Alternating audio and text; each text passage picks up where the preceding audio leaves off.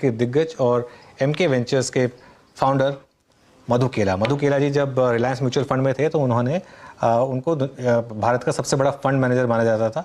एक बड़े बेस पर उन्होंने एक इन्वेस्टर्स के लिए भारी भरकम रिटर्न जनरेट किया था। 100 से 500 गुना तक भागने वाले स्टॉक्स को आइडेंटिफाई करना मधु केला की खासियत रही है और मधु केला का एक मिशन रहा है पिछले 3 साल में कि कैसे रिटेल को मार्केट से जोड़ा जाए, कैसे रिटेल को पैसा बनवाया जाए। मधु ने काफ़ी वेबिनार्स, काफ़ी सेमिनार्स में जुड़ते हैं। मधु को जब भी रिक्वेस्ट किया जाए कि रिटेल की हेल्प के लिए हम कुछ करने वाले हैं, हमेशा जुड़ते हैं और इसलिए आज मैंने सबसे पहले रिक्वेस्ट की मधु से और मधु ने मेरी बात मानी। मधु भाई, thank you so much for joining me पहले दिन के लिए। मैं बहुत खुश हूँ आपको यहाँ पे देख के। मेरी बेस्ट विशेस आपके लिए, आपकी पूरी टीम के लिए, CNBC आवाज़ के लिए। ये बहुत ही बड़ा फील्ड है, यहाँ पे कंपटीशन जैसा कुछ है नहीं। ये मल्टी बैगर हो सकता है ये चैनल इटसेल्फ, मतलब ये पूरा स्पेस मैं बोल रहा हूँ। बिकॉज अगर 140 करोड़ लोगों में एक चीज़ कॉमन है, वो है पैसे का इंटरेस्ट। बिल्कुल ठीक बात तो सही बात है, बिल्कुल दिल की बात कही आपने। हम जो बोलते हैं ना साइज ऑफ जो एक्सटर्नल अपॉर्चुनिटी कितनी बड़ी है, तो आप समझ सकते हो आपकी एक्सटर्नल अपॉर्चुनिटी कितनी बड़ी है और अभी तक सिर्फ कितने लोग इसको देखते हैं। तो मेरी पूरी दिल से बेस्ट विशेस आपको। मधु भाई ने ये जो बात बोली है, इसमें मैं एक बहुत इंटरेस्टिंग किस्सा एक्चुअली बताता हूँ। और जो मधु भाई ने बात बोली, क्योंकि आप भी एक छोटे से गांव से आपने शुरुआत की थी, इतना एस्पिरेशन आपने देखा कि लोग पैसा कमा रहे हैं तो मैं क्यों ना कमाऊँ इतना पैसा, मैं भी कमा सकता हूँ। और वही मेरे ख्याल से बाकी सब लोग भी उसी हिसाब से मार्केट में अप्रोच कर रहे हैं कि अगर इस मार्केट को ढंग से अप्रोच किया जाए तो बड़ा पैसा बन सकता है। आपको ये कब रियलाइज हुआ मधु कि इस मार्केट में बड़ा पैसा बन सकता है, और क्या आपको लगता है कि अभी सबसे बड़ा पैसा बनना बाकी है? अनुज, ये तो कंटिन्यूअस रियलाइजेशन है। मैं हर रोज यहाँ आता हूँ, एक ही चीज़ अपने आप को रिमाइंड करता हूँ, भगवान मुझे इतनी ह्यूमिलिटी और इतनी शक्ति देना कि मैं रोज यहाँ आके मत्था टेक सकूँ और बोल सकूँ कि मैं हमेशा एक शिष्य रहूँ। कभी मुझे ये ना लगे कि मैं गुरु बन गया हूँ, क्योंकि जब तक मैं शिष्य रहूँगा तभी तक मुझे वो ललकता रहेगी सीखने की। दूसरी जहाँ तक बात है ना, आप बोल रहे कि ये पैसा कितना बन गया है, कितना और बनना बाकी है, तो मैं आपको एक उदाहरण के तौर पर बोलता हूँ। सबको लगता है कि अमेरिकन मार्केट तो एकदम मैच्योर हो गए हैं, वो तो डेवलप मार्केट है, राइट। आप जाके देखिए नास्डैक की हिस्ट्री में लास्ट 3-4 साल में कितना पैसा बना है, कितने शेयर वहाँ पे भी 10 गुना और 100 गुना हो गए। बिल्कुल, वहाँ पे भी। तो जब वहाँ पे इतनी सारी अपॉर्चुनिटी है, तो इंडिया में तो अभी GDP ग्रोथ भी है यहाँ पे तो रिफॉर्म्स भी है, यहाँ तो इसको तो डेवलप मार्केट बनना बाकी है। और आपको एक बहुत अच्छा डेटा पॉइंट देता हूँ, शुरुआत इससे करते हैं। हम लोग अनुज रिसर्च करते रहते हैं डिफरेंट टाइप की, तो हमने इस बार जो दुनिया के 25 दिग्गज इन्वेस्टर्स है ना, उनके ऊपर रिसर्च किया। मतलब उसके ऊपर रिसर्च किया कि चाहे वो वॉरेन बफे है, चार्ली मंगर है, और उस टाइप के बड़े बड़े जो लोग हैं ना, आपको पता है उसका एक कॉमन कैरेक्टरिस्टिक क्या है? 25 के 25 का पूरा, कि किसी का भी पैसा अभी तक इंडिया में नहीं है। अच्छा, किसी ने इंडिया में पैसा लगाया ही नहीं? किसी ने पैसा नहीं लगाया इंडिया में। तो ये लगाएंगे, लेकिन कभी ना कभी तो लगाना पड़ेगा। लगाना ही पड़ेगा दोस्त, लगाना ही पड़ेगा। जिस हिसाब से अभी इंडिया आगे बढ़ रहा है, जिस हिसाब से प्रोमिनेंस वर्ल्ड में इंडिया अचीव कर रहा है, तो मैं बोल रहा हूँ हमारे पीछे तो अभी इतने सारे लोग हैं। अभी तो सबसे दुनिया के जो महान लोग, सबसे जो शाने लोग, वही यहाँ तक यहाँ पे नहीं आए। नहीं आया मधु भाई, कोई आइडिया? बट नहीं है मनोज, वो सबका अपनी अपनी धारणा है। उनको लगता है कि अभी भी डेवलपिंग मार्केट है, जो पॉलिटिकल इश्यूज होगा एक्सेट्रा एक्सेट्रा, प्लस उनको हो सकता है साइज नहीं मिलती होगी इतने बड़े बड़े, मतलब अगर किसी का होगा भी तो बहुत मीनिंगलेस होगा, मतलब it is not worth mentioning ऐसा। तो आगे अगर आप ये बोल रहे हैं ना कि बड़ा पैसा जो बनना था वो बन चुका है कि आगे बनने वाला है, तो उसका आंसर दोनों ही है। काफी सारा बना भी है और बहुत आगे बनने वाला भी है। इस समय क्या राय होगी आपकी निवेशकों के लिए कि किस तरह के ट्रबल्ड वाटर से बचना है? क्योंकि टेम्पटेशन होती है कि बस 1 साल में पूरा पैसा बना लूं या 2 साल में पूरा पैसा बना लूं। कई लोग तो चाहते हैं कि आज खरीदें, कल के कल पूरा का पूरा पैसा बन जाए। तो क्या टेम्पटेशन अवॉइड करनी चाहिए इस मार्केट में? ये जो बाजार है वो बेसिकली लालच और भय, ग्रीड एंड फियर, राइट, ये उसी का खेल है। जब आपको बहुत भय हो जाए और ऐसा लगे कि पूरा पोर्टफोलियो बेच देना चाहिए, तब खरीदना, तो आप समझ जाइए कि खरीदने का टाइम आ गया है, आने वाला एकदम आने वाला है। हाँ, राइट। हाँ, कोई इसी इसमें वही बोल रहे हैं ना, हम लोग जो 30 साल मेहनत करके जो सीखा है ना अनुज, हाँ, मार्केट का बॉटम होना या टॉप होना ना एक पॉइंट नहीं होता है, एक प्रोसेस होता है। राइट। हाँ, तो हमको अगर इतना ही अंदाजा खुद के दिल में आ जाए, पिन पॉइंट बॉटम तो कभी नहीं मिलेगा, किसी को नहीं मिलेगा। जब मैं खुद एकदम बैरिश हो जाता हूँ ना अपने मन में कि ये रॉन्ग हो सकता है, ये रॉन्ग, मुझे खुद को लगता है अंदर से कि हो सकता है कहीं ना कहीं ये अब ये बॉटम की प्रोसेस चालू हो रही है या खरीदने का बाजार खरीदने का अवसर देगा। तो मैं जो बोलने की कोशिश कर रहा हूँ ना, आपको इस बाजार में ये दोनों चीज से ऊपर आना है। अभी इस समय हम ग्रीड में हैं, फियर में, या इन बिटवीन है? अभी हम इन बिटवीन है, बट अभी फियर का साइकिल जो है ग्लोबल मार्केट में अगर आप देखो तो काफी फियर है ना, मतलब रोज कोई ना कोई नया कोई डेटा पॉइंट लेके आ जाता है कि ये होने वाला है, वो होने वाला है। ठीक है। एक मतलब भाई आपने एक बात बोली थी, जो जब मैं CNBC TV 18 में आया तब आपने एक बात बोली थी कि जो इंडिया का सबसे बड़ा अपॉर्चुनिटी है और एक बिग अपॉर्चुनिटी है, वो शायद आएगा बैंकों में, क्योंकि जो क्लीन अप जिस तरीके का होना था वो सब हो चुका है, और अब जो इंडिया ने एक NPA साइकिल देखी थी वो शायद दोबारा ना देखे, वो काफ़ी हद तक प्ले आउट हो चुकी है जैसा आपने एक्सपेक्ट किया था, या प्ले आउट हो रही है। तो उसमें आपको लग रहा है कि यहाँ पे ये थीम जो है, क्योंकि इकोनॉमी के लिए भी इम्पोर्टेंट है ये एक इसका, नहीं ये थीम अभी भी है अनुज, मेरा बहुत स्ट्रांग मानना है कि ये बहुत स्ट्रांग थीम है, और ये जो थीम्स है ना 2-4 महीने में पूरी नहीं होती है। लोन ग्रोथ जैसी बढ़ेगी, एक बार टॉप लाइन बढ़ना चालू होगी। बैंकों में काफ़ी कंसोलिडेशन हुआ है, पहले 32 सरकारी बैंक थे, अभी सिर्फ 12 रह गए हैं, राइट, और 12 के भी अभी 8 हो जाएंगे, हो सकता है अगले 2 साल के अंदर। तो ये जो प्राइसिंग पावर है ना बैंकों का, वो काफ़ी बढ़ेगा आने वाले टाइम में। तो मुझे अच्छा लगता है अनुज, मार्केट के करेक्शन में फाइनेंशियल शॉर्ट टर्म में होएगा अगर इंटरेस्ट रेट काफ़ी बढ़ गए, जो मेरा ये व्यू नहीं है कि इंटरेस्ट रेट 5-10 साल तक इतने एलिवेटेड रहेंगे, मतलब काफी पीक के करीब ही होंगे। 1-2 क्वार्टर अगर बढ़ा है तो थोड़ा हो सकता है मेच्योरिटी बॉन्ड बुक में थोड़ा बहुत 1-2 क्वार्टर का कोई प्रोविजन आएगा, पर उसके बियॉन्ड मुझे ज़्यादा लगता नहीं है। तो ठीक है, तो 2 बड़ी बातें मधु जी ने बोली। पहले तो कि दुनिया के जो 5 टॉप इन्वेस्टर्स हैं उनमें से किसी का भी 25 दुनिया के जो टॉप 25 इन्वेस्टर जो हैं उनका अभी इंडिया में एक्सपोजर नहीं है। तो अगर वो इंडिया में आएंगे तो सोचिए किस लेवल का पैसा इंडियन मार्केट में आएगा।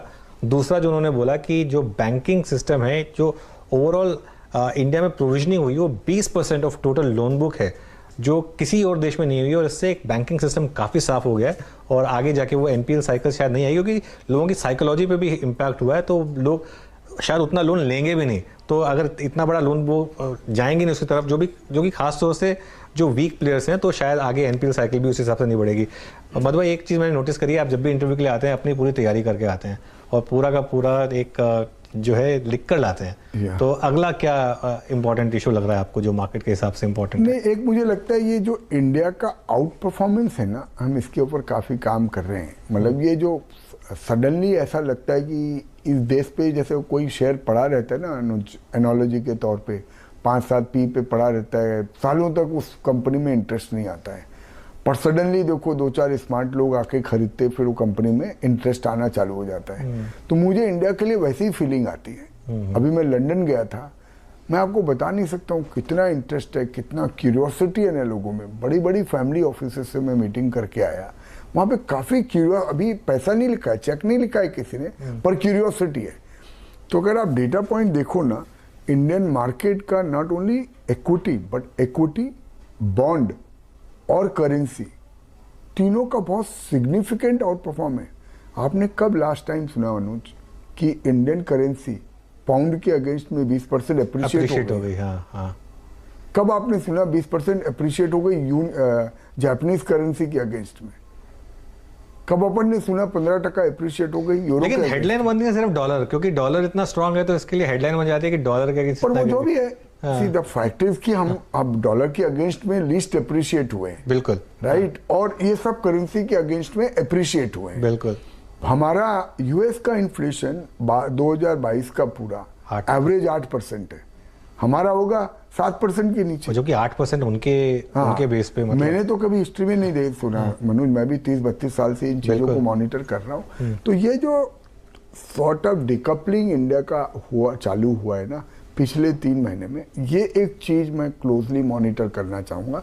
I am not getting very exuberant about this कि मैं एकदम उत्साहित नहीं हो रहा हूं कि अभी हो गया डिकपलिंग और इंडिया अपना एक तरफ चलेगा, पूरी दुनिया दूसरी तरफ चलेगी, पर ये एक अच्छा ट्रेंड है मॉनिटर करने के लिए कि अगर यूएस 20% गिरेगा तो हम नहीं गिरेंगे सिर्फ उसमें ना। मतलब भाई एक और चीज जो हुई है, वो आपने पिछली साइकिल भी देखी होगी 2008 वाली भी, उसमें हम एक्चुअली ज्यादा ही गिर गए थे बल्कि। तो ये जो रिटेल जो फ्लो आया है, ये जो डोमेस्टिक इनफ्लो आया है, इसने काफी बड़ा रोल प्ले किया, क्योंकि किस तरीके की एफआई सेलिंग देखी थी हमने मई जून में। वो भी आप देखिए, अगर 4 लाख करोड़ का माल गोरे बेच के गए, 4 लाख करोड़ का बिटवीन अक्टूबर 12-15 महीने के अंदर, अभी भी 3.5 लाख करोड़ का नेट करीब बेच के गए होंगे, राइट? अनुज, अभी भी Nifty virtually life time high पे, बिल्कुल मेरा 5-7% दूर है। अगर आपको मैंने बोला होता, ये एक पॉइंट बहुत इंपॉर्टेंट है, कोई एक वेरिएबल को लेके अगर आप स्टॉक मार्केट में व्यू बना लो और वो व्यू पे अड़े रहो, तो आप बड़ी अपॉर्चुनिटी मिस कर जाओगे। अगर मैंने आपको 2 साल पहले बोला होता कि गोरे 4 लाख करोड़ का माल बेच के जाएंगे 1 साल के अंदर, लेकिन मार्केट नहीं गिरेगा इतना, नहीं मैं गिरा नहीं गिरेगा नहीं, आपका क्या व्यू होता? पूरा पोर्टफोलियो बेच दो, पड़ोसी का भी बेच दो बिल्कुल बिल्कुल राइट, पड़ोसी का भी बेच दो। पर हुआ क्या फाइनली? बाजार घिरा 18,400 वाला 15,200 तक गया, पर वापस हम 17,500 पे आ गए, और अब उनको 17,500 पे लेना पड़ेगा, 17,500 पे लेना पड़ेगा। और अभी मैं बोल रहा हूँ, अगर जब वो लेने आएंगे तो क्या होगा? क्योंकि अब ये जो रिटेल पब्लिक ने जो पैसा डाल दिया है, वो तो वापस ये तो अनलाइकली है कि वो लोग 3 लाख करोड़ का माल म्यूचुअल फंड वाले गोरे को दे देंगे। बिल्कुल बिल्कुल नहीं देंगे, बराबर ना? तब तो भाव बढ़ा के ही लेना पड़ेगा ना।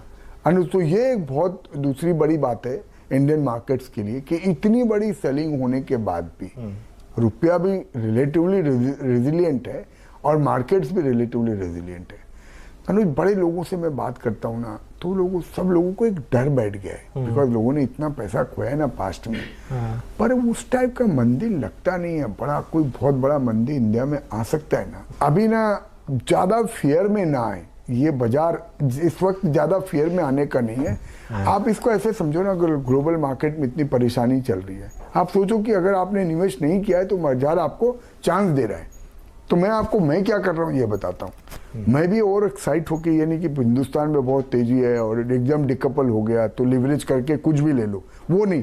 हम भी अगर जो लेना चाहते हैं, अगर 1 लाख शेयर लेना है ना, तो हम उसको सिस्टमेटिकली धीरे धीरे टुकड़ों में ले रहे हैं, और ये देख रहे हैं कि फिर से कुछ भी हो सकता है दुनिया में, कल न्यूक्लियर वॉर भी हो सकता है, तो हमको प्रिपेयर्ड तो सब चीज के लिए रहना है ना। हमारे घर पे कोई आके नॉक करके थोड़ी बता के जाएगा कि न्यूक्लियर वॉर होने वाला है, राइट? हमको प्रिपेयर्ड तो सब चीज के लिए रहना है। तो इनकेस अगर वैसा भी कुछ होता है, we have to be prepared कि कल वो मान लो कुछ हो गया, बाजार घटेगा, हो सकता है 1-2 साल वापस इन्वेस्टेड रहना पड़े। तो 2 चीज करो, सिस्टमेटिकली खरीदो और अभी अच्छी कंपनियां खरीदो, ठीक है, जहां पे कि आपको फिर संदेह ना हो कि आप कोई गलत मैनेजमेंट के साथ फंस गए, गलत कॉर्पोरेट गवर्नेंस में फंस गए या गलत वैल्यूएशन पे फंस गए। अच्छी कंपनियां खरीदो। और इसमें एक्चुअली एक बड़ा इशू होने वाला है, क्योंकि पिछले 2 साल में बहुत पैसा बना है उन कंपनियों में जिनको कि आप एग्जैक्टली कैटेगराइज नहीं करेंगे कि बेस्ट कंपनियां थी, ठीक है ना। उनकी कुछ प्रॉब्लम्स थी, उनमें से कईयों ने प्रॉब्लम रिजॉल्व की, तो इसके लिए भी पैसा बना।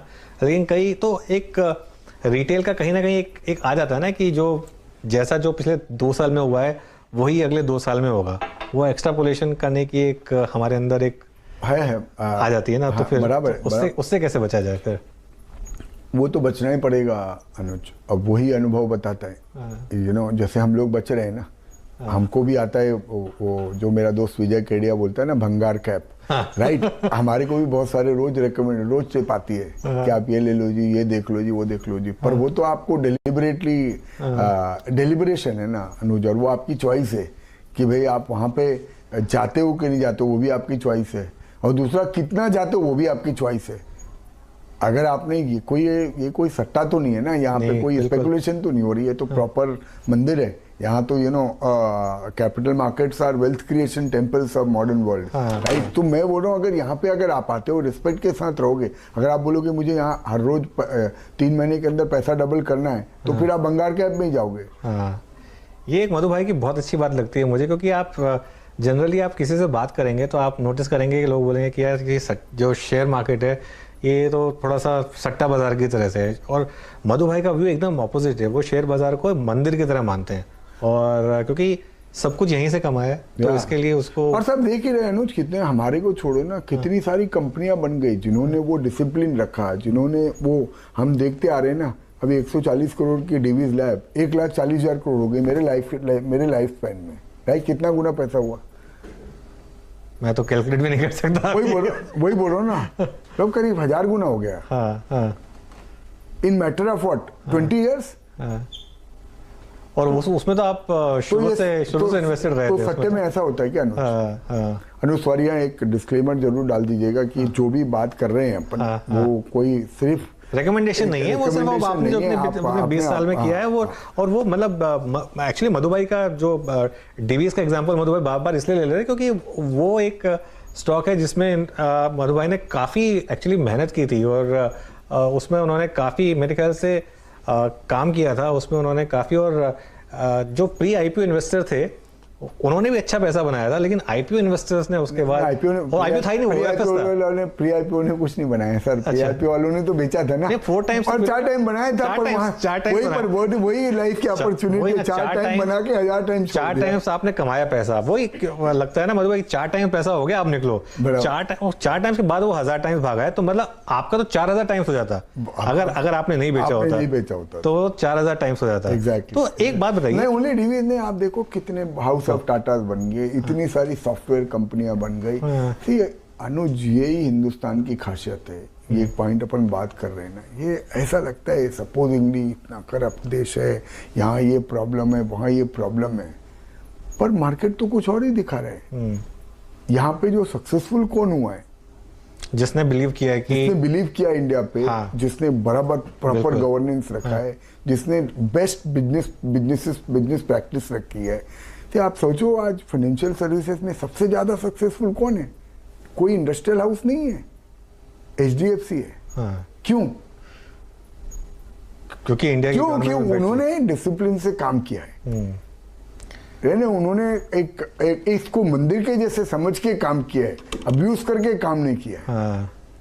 और हमको पता है जिन्होंने अब्यूज करके काम किया उनकी क्या हालत हुई है। बिल्कुल, ये जो आप बात बोलते हैं ना, इससे मुझे वो राकेश झुनझुनवाला जी की एक बात याद आती है हमेशा। जब मैं लास्ट उनसे मिलने गया था दिवाली के टाइम पे, तो उन्होंने कहा था कि अनुज अगर इंडिया में पैसा बनाना है तो इंडिया पे बुलिश होना पड़ेगा। फिर आप ये नहीं कह सकते कि यहाँ पर ये तो फंडामेंटल है ना अनुज। और वही तो उन्होंने वो जाने के पहले कूट के हमारे अंदर भर के गए हो 20 साल के अंदर, कि भाई वो फंडामेंटल चीज मत भूलना। और इसका ये मतलब नहीं है आप बुलिश हो तो हर टाइम लिवरेज करके कुछ भी खरीद रहे हो, वो सेंस तो रखना पड़ेगा, पर बुलिश तो रहना ही पड़ेगा। बुलिश हुए बिना तो आपके अंदर से जब तक तेजी नहीं लगेगी तब तक आप पैसा कैसे लगाओगे? इस समय और कहाँ अपॉर्चुनिटीज हैं? एक तो आपने फाइनेंशियल्स की बात कर दी, और कहाँ अपॉर्चुनिटीज है मार्केट में? तो 2 टैक्टफुल अपॉर्चुनिटीज मुझे लगती है अनुज। एक तो ये एक फाइनेंशियल से, दूसरा एक लॉन्गर टर्म मुझे ट्रेंड लगता है ना, इसके ऊपर 2-3 मिनट लगा। बिल्कुल, हमारे बहुत टाइम है। एक मैन्युफैक्चरिंग का ट्रेंड लगता है अनुज। ओके। तो अक्रॉस द बोर्ड जो मैं लोगों से बात कर रहा हूँ और जो मिल रहा हूँ ना, तो एक ये जो चाइना प्लस की जो बातें हो रही ना, एक्चुअली ये रियलिटी है। तो मैं कल ही रात को कहीं डिनर खाने गया था, तो वहाँ पे एक प्राइवेट कंपनी से मिला जो हमारे कोई रिलेशन में है, वो केमिकल का धंधा करते हैं वो लोग, राइट। वो बोले ऐसी अपॉर्चुनिटी हिंदुस्तान में ना पिछले 40-50 साल में भी देखने को नहीं मिली थी। अभी यहाँ पे जिसमें जितना दम है ना, वो उतना व्यापार कर सकता है। आपके सामने आके बोल रही है। पहले ये था कि अगर आप $10 बोलो, वो बोलेगा चाइना में मुझे $8 मिलता है। अब वो आके ये बोल रहा है कि मैं $11 दूंगा, लेकिन पर मुझे इंडिया में बनवाना है, मुझे एक अल्टरनेट सोर्स चाहिए। सरकार एकदम सतर्क है। वो इस चीज़ को आपके, मेरे और वो बिजनेसमैन और चाइना से ज़्यादा रियलाइज़ करती है। तो अगर ये PLI स्कीम के तहत अब सरकार बोल रही है कि हम 2.5 लाख करोड़ रुपया का इंसेंटिव देंगे, आपको पता है 2.5 लाख करोड़ मतलब अगर 5% मानूं तो 40-45 लाख करोड़ से ज़्यादा टर्नओवर आना पड़ेगा। तो उसके ऊपर कितना प्रॉफिट होगा?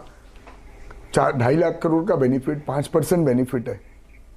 तो अगर मैं उसको मल्टीप्लाई करूं 20 से, तो 50 लाख करोड़ से ज़्यादा टर्नओवर आएगा, तो मैं 2.5 लाख करोड़ का बेनिफिट दे सकता हूं ना। बिल्कुल बिल्कुल। तो हर जो सेक्टर में जहां थोड़ी मदद की जरूरत है ना, वहां पे ये PLI स्कीम मदद कर रही है। ठीक है। अब सानू देखो, आपके मेरे लाइफ टाइम में हमने कभी सोचा था कि एप्पल का एक्चुअल फोन यहाँ बन सकता है? बिल्कुल। 5 साल के बाद वंस इंडिया में अगर सेमीकंडक्टर होना चालू हो, मिलना चालू हो गया, तो हो सकता है इलेक्ट्रॉनिक मैन्युफैक्चरिंग बहुत बड़ी थीम होगी। तो मुझे लगता है ये चाइना +1 जो एक मैन्युफैक्चरिंग थीम है ना, ये बहुत बड़ी थीम है। मैन्युफैक्चरिंग में ना मधु भाई स्टॉक्स बहुत सारे हैं और थीम्स बहुत सारी हैं, तो कैसे हम स्टॉक स्पेसिफिक नहीं, मैं आपसे स्टॉक स्पेसिफिक रिकमेंडेशन नहीं मांग रहा हूँ, मतलब मैन्युफैक्चरिंग में भी किस तरीके से मैं तो बोलूंगा केमिकल में देखो, फार्मास्यूटिकल में देखो, ऑटो कंपोनेंट्स में देखो, इंजीनियरिंग में तो एक बास्केट बना लो, एक बास्केट बना लो, बॉटम अप बेसिस पे करो, अच्छे मैनेजमेंट के साथ करो। और ये अगेन ना आपने आइडेंटिफाई कर लिया, कोई गुरुजी ने थोड़ी बोला आज के आज लेना है। यही है ना कि जो तो इतना मार्केट में फ्लक्चुएशन है, आप आइडेंटिफाई करके अपना बास्केट बना के बैठ जाओ। जिस दिन जोर घोर मंदी है ना, जब बोले यूरोप में ये हो गया, अमेरिका में ये हो गया, आपको ये पता है कि मैं 10 साल के लिए पोर्टफोलियो बना रहा हूँ, तो उस दिन ये खरीदना है फिर।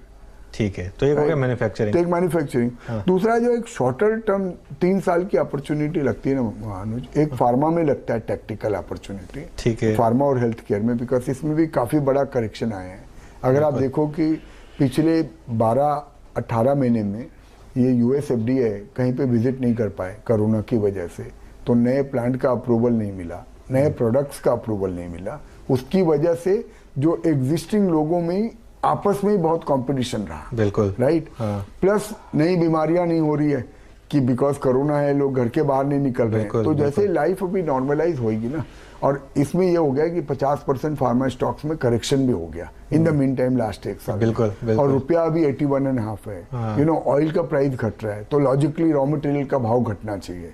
तो फार्मा में मुझे लगता है सेलेक्टिवली, अगर अगेन आपको जो भी पसंद है ना वो आप ले सकते हो, पर मुझे लगता है सेलेक्टिव अपॉर्चुनिटी फार्मा में है। सेलेक्टिव अपॉर्चुनिटी फार्मा में। लास्ट टाइम मधु भाई ने जब फार्मा पे कॉल दी थी, उसके बाद स्टॉक्स डबल ट्रिपल हो गए थे, मुझे अभी तक अच्छे से याद है। और उनको लग रहा है कि शायद वैसा मौका वापस बन रहा है। मधु भाई बातें तो आपसे बहुत हो सकती हैं, लेकिन हमारे पास अब जो है बिल्कुल एब्सोल्युटली आई अप्रिशिएट, टाइम खत्म हो गया। तो जाने से पहले कोई एक लास्ट गुरु मंत्र जो आप देना चाहेंगे हमारे दर्शकों के लिए? गुरु मंत्र यही है कि हिंदुस्तान में भरोसा कीजिए। और कभी कभी हम सोचते हैं कि फिक्स्ड डिपॉजिट में रहना रिस्क फ्री है, हो सकता है वही सबसे बड़ी रिस्क प्रूव हो जाए। तो बाजार में सबसे बड़ा रिस्क इस समय है बाजार में पैसा नहीं लगाना। ये मधु केला की एक बड़ी बात। इंडिया पे भरोसा रखिए और इन्वेस्ट करिए।